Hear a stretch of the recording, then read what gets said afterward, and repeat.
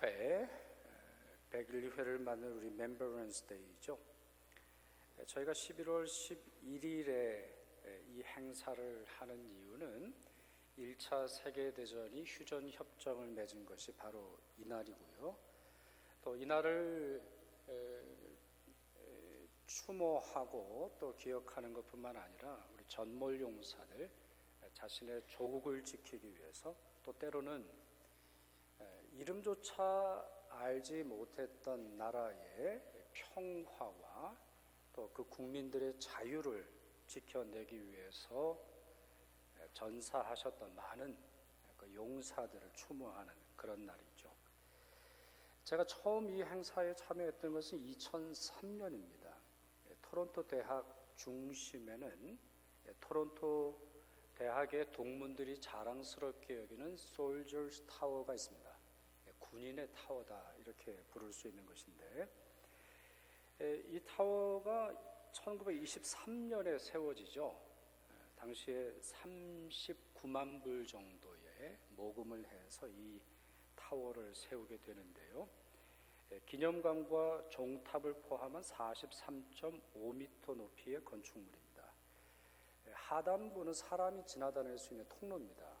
사람이 지나다닐 수 있고 차도 지나다닐 수 있는 그런 통로인데, 이 타워의 하단부 벽면에는 1차 세계대전에서 전사한 628명의 동문, 그리고 2차 세계대전에서 전사한 557명의 남자들과 여자 동문들의 이름이 새겨져 있습니다. 이와 유사한데요, 이와 같은 타워 형식을 통해서 1차 대전과 2차 대전의 동문들, 친구들, 가족들, 또 캐네디언들의 그 숭고한 목숨, 숭고한 대가로 말미암아 평화가 주어졌음을 보여주고 또 기념하는 그런 것이 오타와에도 있습니다. 사진 한 장 보시겠어요? 이 사진은 국회의사당의 센터 블럭이라고 합니다. 또 좌우에 다른 건물들이 있게 되는데, 바로 이것이 가장 우리 캐나다 정치에 있어서 또 캐나다 문화와 캐나다 삶에 있어서 중심이 되는 것이죠. 근데 여러분, 저 중앙에 세워져 있는, 수직으로 세워져 있는 곳의 이름을 아십니까? 저기가 국회의사당인데, 이것이 한번 불이 나죠. 전소가 되고 뒤에 있는 도서관을 남겨두고는 다 불타서 다시 재건을 하죠. 근데 그 처음 재건하는 공사가 완공되었을 때의 사진과 지금의 모습은 상당히 차이가 납니다. 중앙에 저것이 피스 타워입니다. 이 피스 타워 중에서도 가장 핵심 부분은 중앙에 있는 스테인 글라스 창문을 가지고 있는 방입니다. 오타와에 매년 여름이 되면 사운드 앤 라이트 쇼, 라이트 앤 사운드 쇼 이렇게 부릅니까? 매번 저 건물 전체에 걸쳐서 캐나다의 가장 핵심적인 역사, 캐나다의 가장 중요한 사람들, 캐나다의 가장 기념할 만한 일들을 매년 쇼를 합니다. 그럴 때 보시면 저 스테인 글라스에 있는 저기에서 퍼피, 그러니까 양귀비꽃, 1차 대전에 여러 그 용사들이 보았던 바로 그 꽃들이 쓰러져 내리는, 쏟아져 내리는, 그리고 그 쇼가 바로 저것을 중심으로 하고 있는 것을 보실 수 있습니다. 이 스테인 글라스가 있는 이 중앙 부분이 바로 메모리얼 체인버이죠. 제가 처음 오타와 왔을 때는 별도의 수속 없이 들어갈 수 있었는데요, 얼마 전부터는 이제 미리 신청을 해서 신원조회를 한 다음에 이곳을 이 타워를 이제 들어갈 수 있게 됐죠. 바로 이 메모리얼 체인버라고 하는 이 방에 전몰 용사들을 기리는 알타르, 단이 놓여져 있고요. 그리고 그 단을 중심으로 해서 1차 세계대전에서 전사하신 6만 5천 명 포함해서 2차 세계대전, 한국전쟁, 수단전쟁, 그리고 보어전쟁에 참여했던 11만 8천 명의 전사자들의 이름이 적혀 있습니다. 매일 아침 11시가 되면, 그러니까 조금 전에 이 예식이 마쳤을 텐데, 매일 아침 11시가 되면 이곳에서 예식을 진행하는데요. 그 예식 중에 하나는 각 책에 있는 그 책의 한 페이지를 넘겨놓습니다. 그러니까 오늘 1페이지를 넘겨놨으면 내일은 2페이지를 넘겨놨죠. 그렇게 하는 이유는 이와 같은 평화와 자유를 위해서 헌신했던 분들이 단순히 책에 기록되어 있는 것만으로 만족할 수 없고 그들의 숭고한 뜻이 그 다음 세대에 계승되기를 또 기념되기를 원해서일 것입니다. 이런 건축물들 독특하지 않습니까? 한국으로 볼 때 국회의사당 한 복판에 6.25 전쟁에서 전사하신 또 한국을 위해서 자기의 자신의 목숨을 내어바친 전사하신 그분들의 기념하는 탑이 있는지는 모르겠습니다만 매우 예외적인 경우라고 생각합니다. 캐네디언들이 이렇게 하는 이유가 있을 거예요. 토론토 대학이 이렇게 하는 이유가 있을 겁니다. 1920년 당시에 자신들의 동문들의 이름을 자랑스럽게 새겨놓은 캐나다 여러 학교를 제가 가본 적은 없습니다만 토론토 대학을 보면 각 캠퍼스 안에 토론토 대학은 여러 컬리지가 구성이 되어 있는데 세인트 마이클 컬리지는 세인트 마이클 컬리지대로 자기 컬리지에 있는 동문들의 이름을 새겨 놓으면서 자기 동문들이 세계 평화에 일조한 사실을 자랑스럽게 여깁니다. 뿐만 아니라 그 사실을 통해서 국민들과 후손들과 세계인들에게 캐나다 국민들이 가진 가장 큰 신념이 평화라고 하는 것. 그리고 그 평화는 우연히 찾아오는 것도 아니고 무기력함에서 유지되는 것이 아니라 죽음을 대가로 지불해서 얻은 결과라고 하는 사실을 국민들에게 천명하면서 바로 이러한 평화의 노력에 모든 이들이 함께 하자고 역설하려는 목적이 있는 것이죠. 그런 점에서 여러분, 우리가 캐나다에 살 때 여러 중요한 날들 우리 함께 동참해야 되겠는데요. 이 Remembrance Day를 기억하셔서 특별히 우리 한국인들은 우리 캐나다에 큰 빚을 지고 있지 않습니까? 이 날을 기념하면서 또 기억하면서 자유와 평화를 위해 헌신했던 전몰 용사들의 숭고한 죽음 우리 복음적으로 계승하는 그러한 마음 품으실 수 있기를 바랍니다. 저는 오늘 평화에 대한 설교를 좀 하려고 하는데요. 특별히 이 미가서 4장 그리고 미가서 5장 그리고 요한복음에 나오는 말씀을 통해서 이 평화와 관련된 메시지를 여러분하고 나누려고 합니다. 상세하게 말씀드리면 평화를 추구하는 것이 성도의 본분이라는 거죠. 평화를 위한 희생이 주님께서 기뻐하신다라는 것이죠. 그리고 평화를 선포하고 그 일에 헌신하는 것이야말로 성도의 본분이고 교회에게 주신 하나님의 사명이라는 사실을 여러분하고 함께 나누려고 합니다. 미가서 4장 1절에 첫 단어가 끝날에 이렇게 되어 있습니다. 그때의 시기를 의미하는 것인데요. 이것은 미래의 어느 시점을 지시하는 것이죠. 미가서 3장에는 이날에 어떤 일이 있을지 전 단계에서 설명을 해줍니다. 저희가 미가서 4장을 주로 볼 텐데 미가서 3장에 보면 하나님의 임재와 함께 하나님의 영이 나타나서 하나님의 정의가 실현되는 것을 설명하고 있습니다. 그래서 이날에 하나님의 정의가 나타남으로 말미암아 백성을 유혹하는 선지자 가장 먼저 언급이 되더라고요. 그리고 정의를 미워하고 정직한 것을 굽게 하는 우두머리, 요즘 우리말로 하면 세상 지도자들을 의미할 거고 제사장들, 이 세 그룹이 하나님의 심판을 받게 될 것이다. 9절에서 11절 그리고 5절에서 말씀하고 있습니다. 그리고 마지막으로는 시온산과 예루살렘이 황폐화될 것이다. 주님께서 말씀하세요. 그 말씀이 이렇게 되어 있어요. 미가서 3장 12절입니다. 시온은 갈아엎은 밭이 되고 예루살렘은 무더기가 되고 성전에 사는 수풀의 높은 곳이 되리라 했어요. 그러니 유대인들이 생각했던 자랑스러워하는 시온, 또 그들이 하나님의 축복이 임하는 유일한 장소라고 믿었던 예루살렘이라고 하는 지역적 의미는 사라지게 될 것임을 설명하고 있는 것이죠. 자, 이날에 망하는 자들이 있다면 이제 미가서 4장 1절로 오셔서 이들이 이제 끝나는 그 날에 여호와의 성전산이 산들의 꼭대기에 서게 된다, 그렇게 말합니다. 그러니까 산들이 움직임이 있는 거예요. 거대한 산들이 움직여서 시온산, 어떤 산이에요? 과거와는 다른 시온산이에요. 예전 전통으로 이룰 수 없는 하나님의 정의가 실현되고 하나님의 영의 임재가 있고 하나님의 통치와 하나님의 다스림이 있는 바로 그 시온산이 모든 산들보다 우뚝 서게 될 것입니다.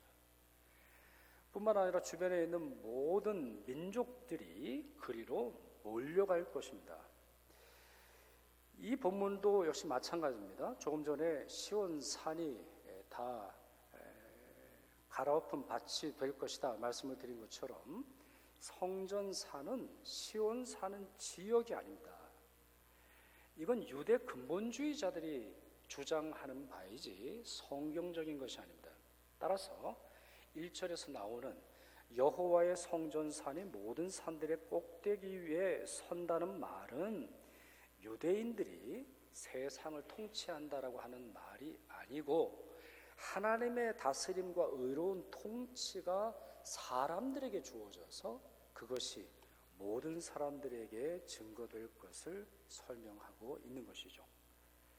자, 1절은 이와 같이 지각 변동이 일어날 것이다 말씀을 하고 있고 2절에서는 이방인들이 여호와의 산으로 가자고 서로 촉구하는 내용이 나옵니다. 다시 말씀드리면, 자, 1절은 지각 변동이 일어나서 새롭게 된 시온산이 모든 산들보다 꼭대기에 서는데 2절에서는 사람들이 거기로 달려가는데 서로 촉구합니다. 빨리 가자. 빨리 시온산으로 가자. 시온산으로 가야 해. 너 왜 거기 있어? 이렇게 서로 촉구하는 본문이 있습니다. 그 가장 큰 이유는 바로 시온산에 하나님의 말씀, 하나님의 도가 선포되기 때문이죠. 세상 어디서도 들을 수 없는 하나님의 말씀, 세상의 모든 죄악을 회개하게 하시고 바로잡게 하시고 부정의가 새롭게 되는 바로 그 말씀이 시온산이기 때문이죠. 자, 이 장엄한 현상을 미가서 4장 2절은 이렇게 말하고 있죠. 곧 많은 이방 사람들이 가며 이르기를 오라, 우리가 여호와의 산에 올라가서 야곱의 하나님의 전에 이르자. 그가 그의 도를 가지고 우리에게 가르치실 것이라. 누가 가르치세요? 하나님의 영의 임재를 통해서 하나님의 말씀이 순결하게 가르쳐주는 곳으로 그들이 가고 싶다는 거예요. 우리가 그의 길로 행하리라 하리니 이는 율법이 시온에서부터 나올 것이요 여호와의 말씀이 예루살렘에서부터 나올 것임이라 해서요. 그래서 이 말씀을 통해서 우리가 확인할 수 있는 것은 마지막 때 특별히 부정의와 불의와 전쟁과 고통이 가득한 세상에서 사람들이 정말 원하는 것은 하나님의 말씀이라고 하는 사실을 확인할 수 있습니다. 이 말씀이 그들에게 필요한 이유는 평화가 그 말씀 가운데 있기 때문이죠. 3절과 4절 같이 읽겠습니다. 3절과 4절의 말씀 핵심 부분을 우리 같이 읽겠습니다. 시작. 칼을 쳐서 보습을 만들고 창을 쳐서 낫을 만들 것이며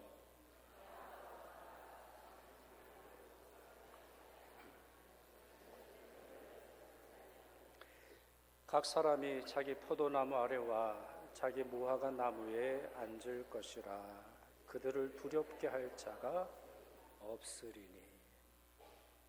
구약성경에서 나오는 구약성경이 말하는 평화와 관련된 구절 중에 가장 정말 평화를 우리에게 잘 묘사하는 그러한 본문입니다.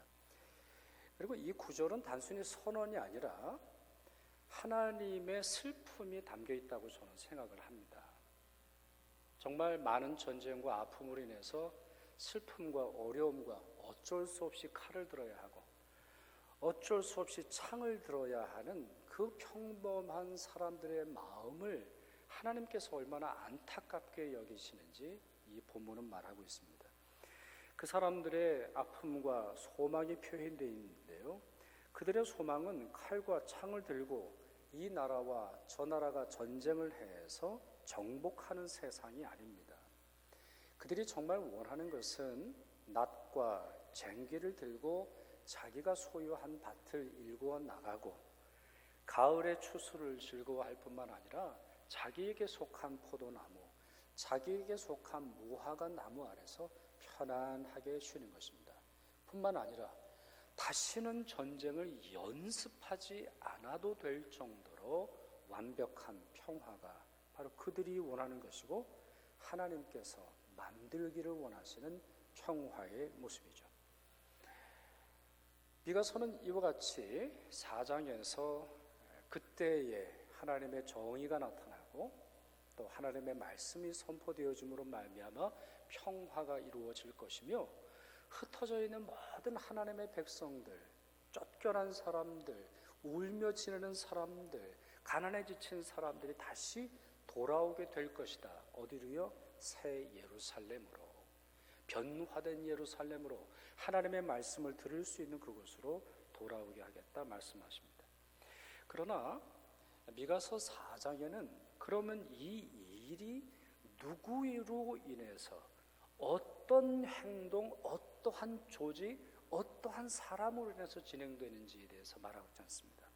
그 내용은 미가서 5장에 나옵니다. 미가서 5장은 한 사람을 우리에게 소개합니다. 그의 이름은 기록되어 있지 않습니다. 미가서 5장에는 그의 이름은 기록되어 있지 않고 그의 출생지가 나옵니다. 그는 베들레헴에서 태어날 것입니다. 그는 하나님의 공의와 하나님의 말씀과 평화를 이루실 것입니다. 뿐만 아니라 미가서 5장 5절은 다음과 같이 그 한 사람을 표현합니다. 같이 있습니다. 이 사람은 평강이 될 것이라. 평강을 줄 것이라? 이렇게 되어 있어요? 아니에요. 이분으로 해서 평강이 시작된다? 아니에요. 그분이 평강이에요. 그분이 평강이에요. 미가와 동일한 시대에 활동했던 유명한 선지자가 이사야입니다. 이 이사야서는 66장으로 되어 있는 매우 긴 예언서입니다. 어떤 학자는 성경에 5개의 복음서가 있다 이렇게 말해요. Five Gospels 이렇게 표현을 하는데 4개는 여러분이 잘 아시다시피 마태복음, 마가복음, 누가복음, 요한복음입니다. 5번째 복음을 어떤 학자는 이 이사야서를 꼽습니다.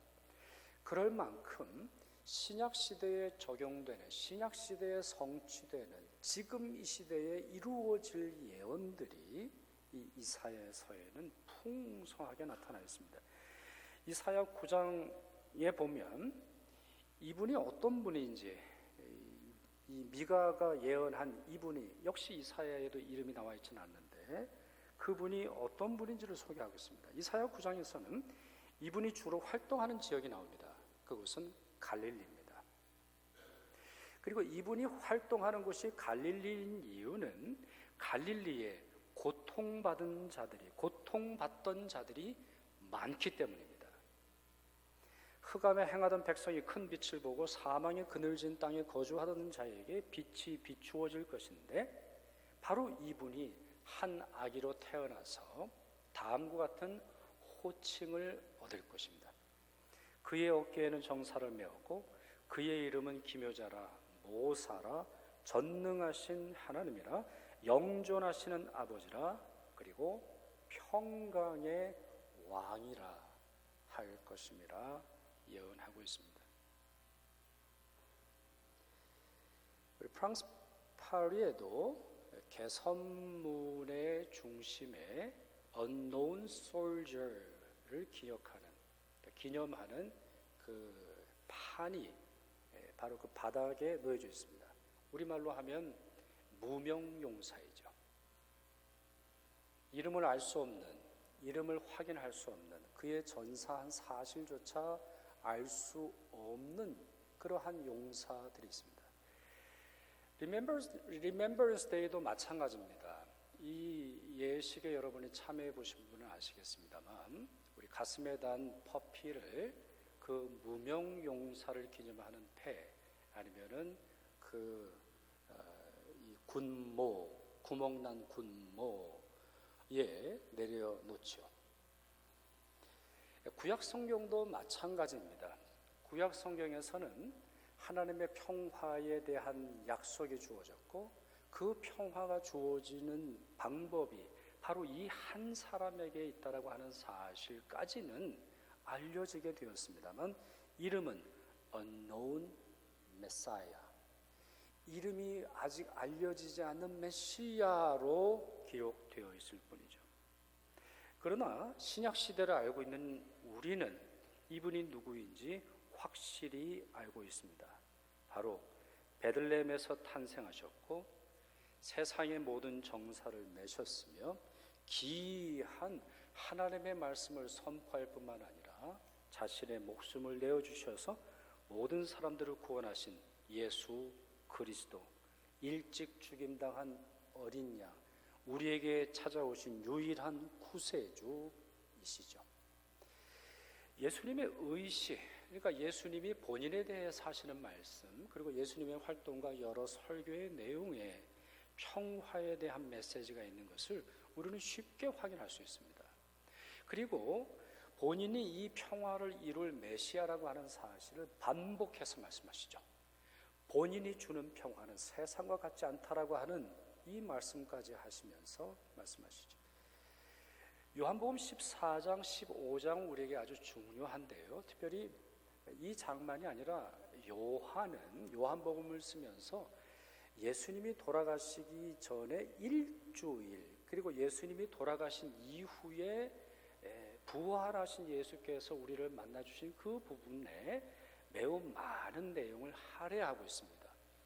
왜냐하면 예수님의 평화의 역사, 예수님의 구원의 역사가 가장 하이라이트 되어서 그 한 주간에 나타나기 때문이죠. 바로 그날, 그 시기는 유월절 제사, 유월절 절기가 시작되기 전입니다.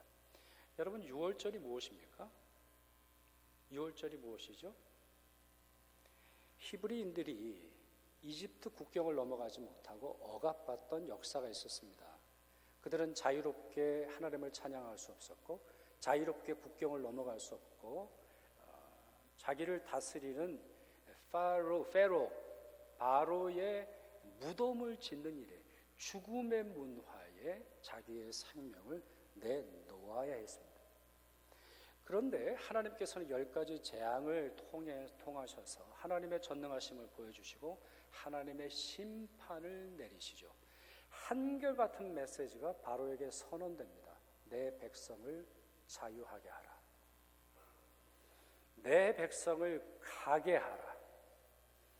내 선택과 내 주권과 나의 평화를 받는 저들을 내보내라. 끊임없이 하나님께서 말씀하시죠. 그러나 그와 같은 재앙이 계속됨에도 불구하고 불순종했던 바로에게 마지막 10번째 재앙인 장자의 죽음이 내려집니다.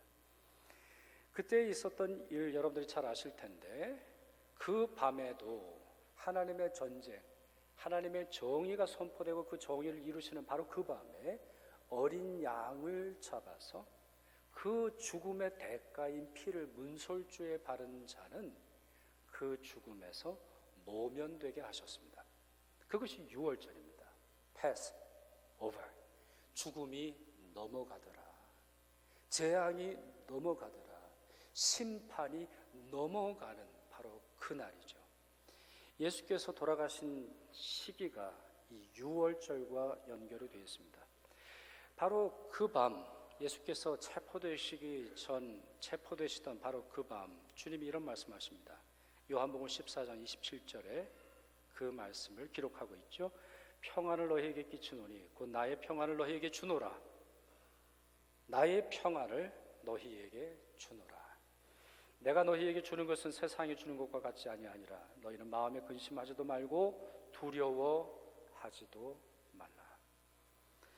그리고 나서 예수님께서는 다음과 같은 말씀을 주십니다. 요한복음 15장 12절 13절인데 사랑의 계명으로 불려지는, 다시 말씀드리면 과거의 모든 율법이 이제는 그 자리를 내어놓고 새로운 계명, 하나님의 구원받은 백성들이 살아가야 하는 새로운 규범, 예수 그리스도의 이 사랑, 이 예수 그리스도의 평화를 간직하고 맛본 자가 살아야 할 원칙을 다음과 같이 말씀하시죠.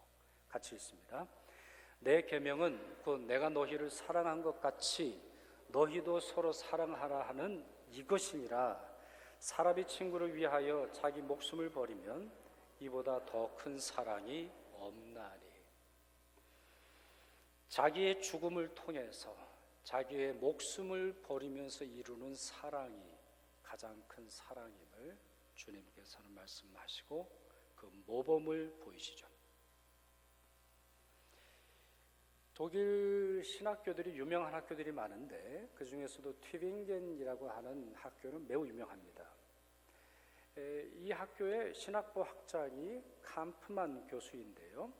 이분이 아주 흥미로운 논문을 썼습니다. 최근에 1차 세계대전 당시에 독일 교회의 예배가 무엇이었는지, 다시 말씀드려서 1차 세계대전 전, 1차 세계대전이 일어나는 그 중간에 1차 세계대전이 끝난 후 도대체 예배당에 모여서 어떤 예배를 드렸는지를 연구를 했어요.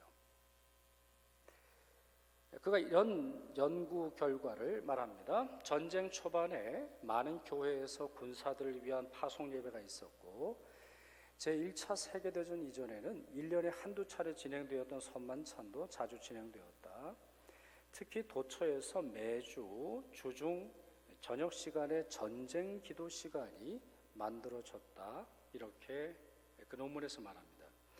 그런데 매우 흥미로운 사실은 이거는 자국의 어떤 입장, 그리고 자기의 형제와 자매, 또 자기의 가족들이 전쟁터에 나가니 너무나 당연한 것이겠습니다만, 그런데 이 캄프만 교수가 밝혀낸 것 중에 하나는 있어야 할 것이 없다라고 하는 사실이죠. 그가 이렇게 말합니다. 이 당시 교회의 공식적인 기도에서 평화라는 단어가 단 한 번도 나타나지 않고 평화에 대한 본문도 거의 완벽하게 사라졌으며 기도 중에 예수 그리스도의 희생 사건을 거의 비추지 않았으며 그리스도 자체가 평화이며 그분이 창조하는 평화에 대한 암시조차 전혀 나타나지 않았다. 이렇게 쓰고 있습니다. 2차 대전은 훨씬 더 참혹해집니다. 모든 예배의 시작이 하일 히틀러였고 히틀러가 하나님의 모든 예언을 이룰 메시아로 선언하면서 전쟁의 광기가 모든 예배를 가득 채웠죠. 독일 교회는 어떤 교회입니까? 한때 종교개혁을 시작했던 교회 아닙니까? 그들은 그 어떠한 것보다도 하나님의 말씀, 또 예수 그리스도의 십자가와 부활의 복음, 그리고 하나님의 구원의 역사가 우리에게 평화로 주어지는 바로 그 사실을 믿고 의지했던 자랑스러운 국가의 교회였죠. 그러나 그와 같이 자랑스러운 교회가 나라의 패망과 함께 수치스러운 교회로 전락했던 이유는 그들이 마땅히 품어야 할 평화의 사명을, 평화를 선언하고 그 평화가 이루어지는데 자기 목숨을 내놓아야 한다는 이 사실을 망각했기 때문입니다. 말씀을 맺겠습니다. 오늘 말씀을 짧게 요약했으면 좋겠는데요. 오늘 말씀 우리에게 가르쳐주는 몇 가지 사실이 있죠. 첫째, 하나님은 평화를 좋아하고 기대하시는 것만이 아니라 평화를 만드시는 분입니다. 둘째, 하나님의 평화는 말씀과 함께 주어집니다. 셋째, 하나님의 평화는 불의에 대한 심판과 전쟁의 중단을 통해서 얻게 됩니다. 넷째, 예수님은 이 평화를 우리에게 주시는 유일한 구주이십니다. 예수님은 하나님의 평화를 이루시기 위해서 전쟁이 아닌 자신의 목숨을 내어 주셨습니다.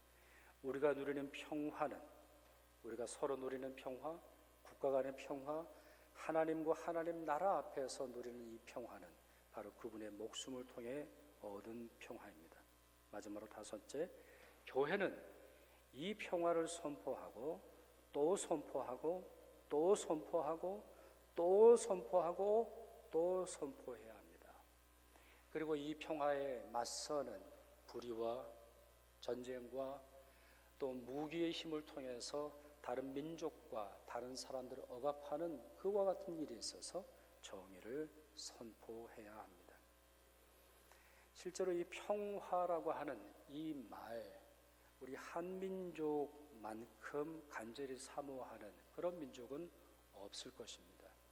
아직도 우리는 이 평화를 간절히 소망하고 있고, 아직 끝나지 않는 이 남북 간의 전쟁, 그리고 아직도 자신의 죄를 회개하지 않는 이 역사 앞에서 하나님의 평화를 간절히 소망하게 됩니다.